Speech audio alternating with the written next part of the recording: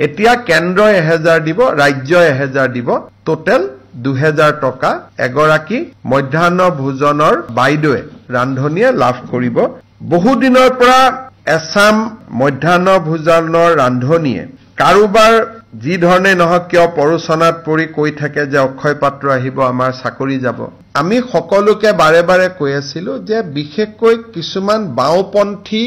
ৰাজনৈতিক আদৰ্শৰ লোক এই ৰান্ধনীসকলৰ মাজত সোমাই যায় আৰু আন্দোলন কৰিবৰ কাৰণে বাইদেউসকলক লৈ আহে মই ডিব্ৰুগড়ৰ এখন মিটিঙত কৈছিলো যে চাকৰি যোৱাটো কথাই নাই দুই এদিনতে তেওঁলোকৰ দৰমহা বাঢ়িব তেওঁলোকে আজিৰ দিনত 1500 টকা দৰমহা পায় 1 অক্টোবৰৰ পৰা তেওঁলোকৰ দৰমহা আমি 2000 টকালৈকে বৃদ্ধি কৰিছো অৰ্থাৎ ৰাজ্য চৰকাৰে 500 টকা আগতে দি আছিল কেন্দ্ৰ 1000 দি আছিল এতিয়া কেন্দ্ৰ 1000 দিব ৰাজ্য 1000 দিব টোটেল 2000 টকা এগৰাকী মধ্যাহ্ন ভোজনৰ বাইদেৱে ৰান্ধনীয়ে লাভ কৰিব আৰু এই আঁচনিটো ৰূপায়ণ কৰিবলৈ যাওঁতে ৰাজ্য চৰকাৰে 108 কোটি টকা খৰচ কৰিব লাগিব